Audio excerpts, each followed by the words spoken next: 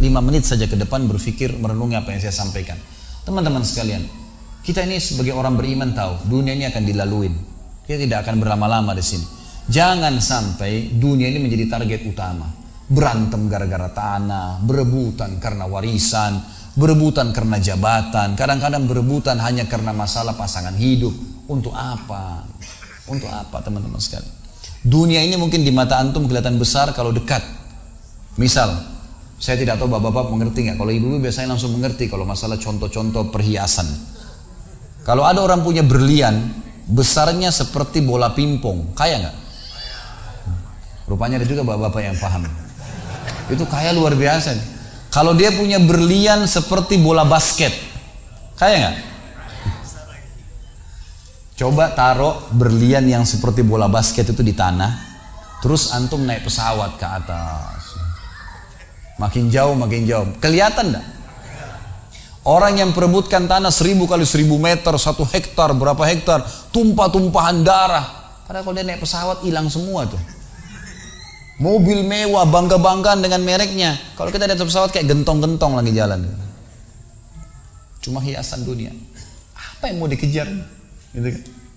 Seorang mukmin tahu dunia hanya fasilitas saja untuk mengejar akhirat. Akhirat yang abadi teman-teman. Akhirat yang abadi, kejar di sana. Walad darul akhiratu lahiyal hayawan, kata Allah. Darul akhirah, tempat akhirat adalah kehidupan yang abadi.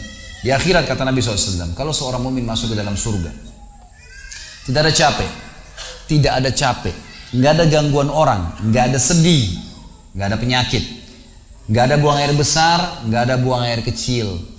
Makanan dan minuman yang dimakan ahli surga yang tidak dibutuhkan oleh tubuhnya akan keluar dalam bentuk keringat yang lebih wangi dari bau kasturi. Nggak ada lagi masa tua, nggak ada masa anak-anak. Semuanya berumur 33 tahun. Dan semua laki-laki akan kembali kepada poster ayahnya Adam 60 siku ke langit 27,5 meter. Dan semua perempuan kembali kepada poster ibunya Hawa 40 siku ke langit 17,5 meter. Nggak lebih ya daripada itu, dan tidak pendek tidak tinggi. Jadi teman-teman yang pendek nggak usah khawatir. Ini cuma dunia. Sampai orang beriman pun tahu kalau ada orang lahir dalam kondisi fisiknya luar biasa, matanya buta, telinganya tuli, tangannya, kakinya semua putus, gitu kan? Itu tetap bagi orang beriman punya nilai, karena itu cuma dunia. Begitu dia meninggal, jasadnya akan dimakan oleh tanah, sebagaimana sabda Nabi SAW, semua jasad kalian akan dimakan oleh tanah kecuali tulang ekor kalian yang darinya Allah akan tumbuhkan kalian. Di akhirat ditumbuhkan jasad yang baru. Itu yang akan hidup bersama kita di surga atau di neraka, gitu kan? Jadi ini cuma dunia sebentar. Untuk apa dikejar, teman-teman sekalian? Ingat, Nabi SAW pernah keluar dalam hadis Bukhari dari masjid beliau, kemudian beliau menggambar kotak. Lalu beliau mengatakan, inilah kotak kehidupan manusia. Seperti meja ini misalnya, inilah kotak kehidupan manusia. Lalu Nabi SAW menggaris dari luar kotak, di bawah kaki beliau, digaris, dilewatin kotak ini sampai melewati kotak tengah, di depan, panjang. Lalu kata Nabi SAW, ini angan-angan manusia. Ini angan-angannya. Angan-angannya melampaui kehidupannya. Lebih 500 tahun ke depan. Padahal umurnya cuma 60-70. Lalu Nabi SAW menarik dengan tongkatnya dengan keras dari sisi kanan garis kotak. Digaris dengan keras sampai terbongkar tanah itu digaris. Dan memutus garis tengah itu. Lalu beliau mengatakan, dan ini kematian yang akan datang memutus angan-angannya. Di Jakarta kemarin teman-teman sekalian, ini bukan nakut-nakutin, tapi di Jakarta kemarin begitu. Ada orang keluar dari mall, kisah nyata. Bawa kresek banyak sekali, habis belanja buat keluarganya. Mobilnya Masya Allah mewah luar biasa, super lux, paling mahal. Parkir, begitu melihat tukang parkir, yarhamkallah. Tukang parkirnya sangat senang nih, karena ini orang kaya, pasti kasih tip yang banyak gitu. Naik di mobilnya, di starter mobil, tidak pakai supir kebetulan, dia nyalain, mobil di depan ada, mobil di belakang ada, gitu. Jadi terhimpit. Tiba-tiba orang ini tuh starter mobilnya diinjak gas dengan sangat keras, mundur ke belakang, nabrak mobil di belakang, hancur total. Tukang parkirnya pun tadi jadi marah, Pak, apa nggak lihat, ngambil marah-marah. Tapi anehnya orang ini gasnya terus kencang, gitu ribut, gitu kan. Maka tukang parkir curiga, dibuka pintu, orang itu sudah meninggal dunia. Teman-teman sekalian, pernah nggak orang ini berpikir dia akan mati pada saat keluar dari mall? Kalau dia tahu dia tidak bakal keluar ke mall tuh. Di depan mata saya pernah ada orang meninggal di rumah sakit ayah saya. Kebetulan di Makassar beliau punya rumah sakit, dan itu di pinggir jalan raya. Sore hari subhanallah ada anak muda. Saya pas lagi di teras lantai 2 rumah ayah saya itu kelihatan jalan raya. Jadi kelihatan orang kejadian ini. Ada anak muda lagi pakai motor, waktu itu motor baru dia jalan. Jadi jalurnya 2 jalur gitu kan.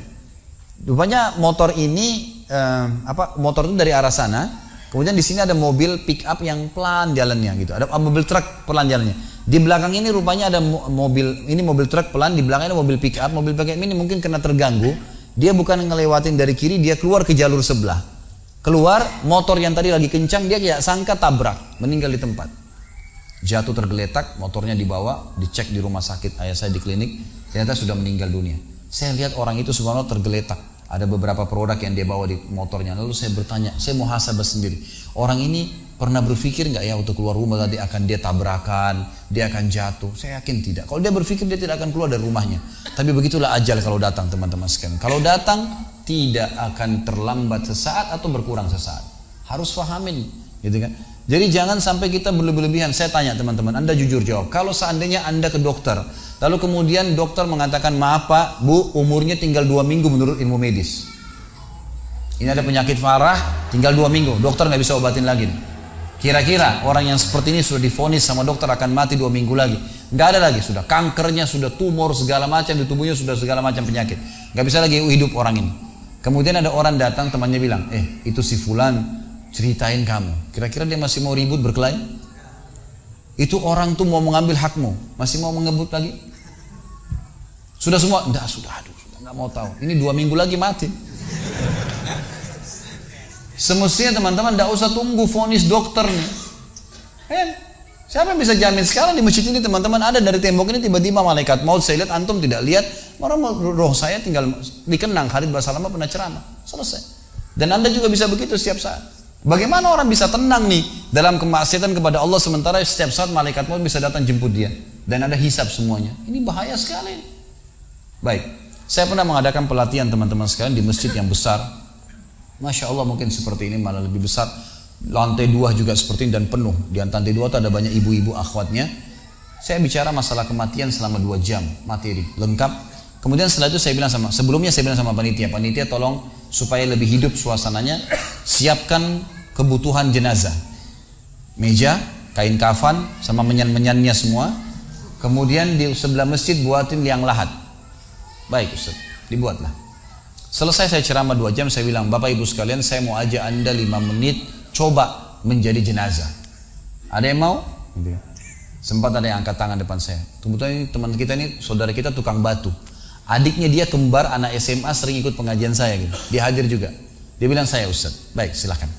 Pak, saya minta tolong satu hal ya. Kalau Bapak naik nanti di atas meja ini, dibungkus dengan kain kafan oleh panitia, tutup mata Anda dan bayangkan Anda sudah mati dan dengarkan apa yang saya ucapkan.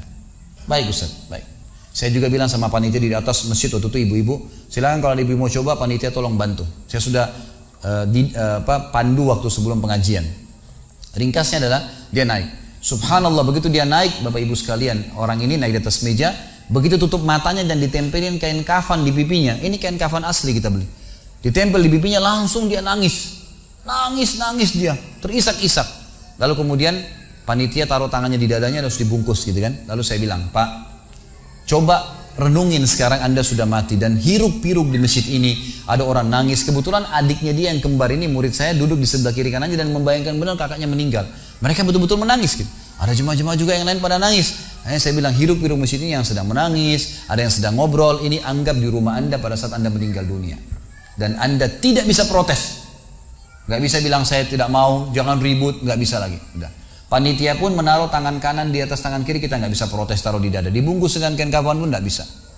Baik, Pak, bayangkan semua peluang amal saleh yang semestinya Anda bisa kerjakan, sholat malam, sedekah, bakti dengan orang tua, baca Quran, sholat berjamaah, yang Anda sia-siakan dan Anda menyesal kenapa tidak kerjakan sekarang.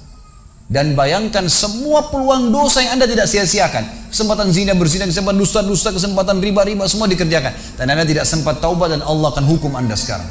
Itu Bapak Ibu sekalian, saya tidak karang-karang dia sampai nangis-nangis Bapak ini. Terus dia nangis. Lalu saya bilang, tolong panitia datangkan geranda jenazah. Datangkan. Baik Pak, sebentar lagi kami akan angkat badan Anda di geranda ini dan kami akan bawa Anda ke liang lahat sebelah masjid. Gitu kan. Diangkatlah dia. Saya bilang, Pak, renungin, resapi tubuh Anda kesentuh dengan geranda ini. Gitu kan.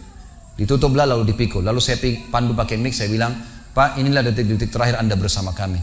Terus sesalin perbuatan-perbuatan dosa yang Anda pernah lakukan, peluang-peluang ibadah yang Anda sia-siakan. Sampai tiba di luar masjid, saya turun ke liang lahat, saya buatin sendiri tanah, kemudian saya buatin gubernur, lalu diturunkan dia. Setelah diturunkan, saya suruh tutup matanya, kemudian ditutup dengan kain. Saya keluar, lalu saya pakai mic, saya bilang, Pak, buka matanya. Inilah rumah Anda sekarang. Walaupun rumah Anda 1000 kali 1000 meter di dunia, kembali ke 1 kali 2 meter. Ini tempat Anda sekarang. Dan sebentar lagi malaikat akan datang menanyakan kepada Anda pertanyaan-pertanyaan yang Anda sudah tahu. Selesai. Berapa mungkin sekitar hitungan detik. Ini semua proses kurang dari 5 menit teman-teman sekalian. Lalu saya bilang, buka. Dibuka kain tersebut. Lalu saya bilang, teman panitia bantu. Bapak ini keluar. Keluar dia. Waktu dia keluar dari kuburan liang lahat itu teman-teman, sempoyongan. Kayak orang yang sudah pusing gitu. Keluar. Kemudian saya bawa ke masjid. Saya pegang tangannya masuk ke masjid. Duduk. Lalu saya kasih mic. Pak, tolong ceritakan pengalamannya kepada jemaah jadi jenazah 5 menit. Itu dia pegang mic, gemetaran. Ustaz, saya tobat, saya durhaka sama orang tua, saya nggak sholat, saya begini. Ini dia lupainnya dari ribuan jemaah depannya nih. Dia nangis-nangis, sebutin semua kesalahannya. Semua pada banyak ikut nangis. Dia kayak orang ketakutan betul, gitu kan? Baik, selesai. Saya panggil siapa lagi yang mau coba? 2, 3, 4 orang. Rata-rata semua begitu keadaannya, gitu kan? Alhamdulillah mereka sadar seketika pada saat itu. Lalu kemudian saya bilang penutupan. Ada bahkan ibu-ibu yang coba di atas pingsan, ibu itu. Kita bukan nakut-nakutin, tapi memang saya praktekin. Lalu saya bilang begini, Bapak Ibu sekalian, sebagai penutup acara saya bilang pada saat itu, bahwasanya ini hanya praktek jadi jenazah. Tapi ini ya akan datang satu waktu Anda dibungkus kain kafan tidak bisa kembali lagi. Sekarang masih bisa kembali beramal soleh. Dan ini pernah diperingatkan oleh Hasan Basri rahimahullah. Beliau pernah ngantar jenazah diikuti oleh seseorang. Lalu Hasan Basri tanya, wahai fulan, kalau seandainya jenazah ini tiba-tiba hidup sekarang, apa yang dia kerjakan? Kata orang ini, tentu dia akan sholat, dia akan puasa, dia akan ngaji, dia akan kerjakan ibadah-ibadah. Kata Hasan Basri, kenapa? Dia bilang karena dia sudah mati, dia tahu nilainya ibadah itu. Kata Hasan Basri, yang kau ucapkan benar, tapi yang di depan matamu ini tidak bisa hidup lagi. Kamu sekarang masih hidup, kerjakan seperti dia kalau dia hidup. Jangan tunggu itu, gitu kan? Ingat teman-teman, pujian teman, ancaman teman, atau orang sekitar kita hanya sepanjang lidahnya. Kamu hebat ya, kamu kaya ya, kamu gagah ya, kamu cantik ya, sepanjang lidahnya demi Allah. Mau apa itu? Apa yang mau direbut? Orang-orang setengah mati sholat malam sejam 2 jam, besok ceritain ke orang hanya butuh pujian sepanjang lidah dia. Untuk apa? Teman-teman yang suka riak nih, saya ajarin caranya gampang. Ada caranya gampang. Kalau Anda besok pagi mau cerita kepada teman-teman Anda di kantor atau tempat, saya sholat malam, gak usah tunggu besok pagi setengah mati, ngantuk-ngantuk nanti malam bangun. Jam 2 malam sebentar datangin rumah teman yang jadi target, ketok pintunya, nih saya mau sholat, lihat ya. Selesai, gitu kan. Untuk apa nunggu besok setengah mati, gitu kan. Gak ada gunanya riak, pujian orang sepanjang lidahnya, jangan, gitu kan. Gak ada gunanya. Jadi teman-teman sekalian sadarilah mati akan datang dan jadilah seperti Bilal radhiyallahu anhu, sahabat Nabi yang mulia, waktu ditanya, "Ma ra'yuka bil maut?" Apa pendapat Anda dengan kematian? Kata beliau, "Marhaban bil maut." Selamat datang kematian. Apa yang saya mau takutin? Apa yang dia mau takutin kalau selama hidupnya dari bangun tidur sampai tidur semua ketaatan? Pastilah terbalik, orang rindu, gitu kan? Orang mukmin itu rindu. Waktu terjadi perang Yarmuk tahun 14 Hijriah. Waktu itu dipimpin oleh Khalid bin Walid dengan di situ di dalam pasukan ada Sa'id bin Zaid. Sa'id bin Zaid salah satu dijamin masuk surga. Teman-teman bisa nonton serialnya di website di www.khalidbasalamah.com, ada serial sahabat. Saya ceritakan di situ ceritanya. Jadi kata Sa'id bin Zaid, waktu kami berhadapan dengan pasukan Bizantium, Romawi Nasrani ini, mereka jumlahnya 120.000 orang, dipimpin oleh pendeta-pendeta dengan salib-salib yang besar dari emas. Lalu mereka memukul pedang-pedang mereka di perisai mereka sambil melantunkan yel-yel mereka sehingga membuat kami pun sempat nyali kami ciut, gitu kata Sa'id bin Zaid. Lalu subhanallah datanglah Abu Ubaidah bin Jarrah, pimpinan perang yang lain, mengatakan, ya muslimin beginilah, begitulah, semangatlah, pahala jihad disampaikan. Lalu tiba-tiba ada satu orang yang membakar semangat kami. Satu orang, dia datang mengatakan, wahai Abu Ubaidah, pimpinannya, wahai Abu Ubaidah, saya sekarang sudah tidak sabar, mau mati syahid, saya mau masuk sekarang ke sana. Gitu kan. Ada pesanmu untuk Rasulullah SAW? Ada pesan tidak untuk Nabi? Saya sudah tahu saya akan mati nih. Kata Abu Ubaidah, sampaikan salam kami dan kami memperjuangkan agamanya. Orang itu pun masuk ke musuh sendirian, menembus musuh tersebut sampai mati syahid. Kata Sa'id bin Zaid, suatu saya lihat semangatnya orang tersebut dan tahu yakin dengan janji Allah benar, maka saya loncat dari kuda saya lalu saya tunduk, kemudian saya membaca Allahu Akbar lalu saya menyerang musuh. Semenjak itu rasa takut saya hilang dan akhirnya kami memenangkan peperangan. Jadi memang teman-teman sekalian, mati itu akan dilaluin. Dan memang mati sebuah pintu, kita harus laluin. Tanpa mati tidak bisa. Tapi orang beriman tahu, mati itu justru kebahagiaan buat dia. Karena semua yang bertahun-tahun dia kerjakan, dia akan panen di sana. Semua kehidupan abadi ada di sana, maka dia rindu dengan mati. Tidak perlu takut, gitu kan? Toh akan datang. Jadi harusnya difahami masalah-masalah seperti ini. Baik.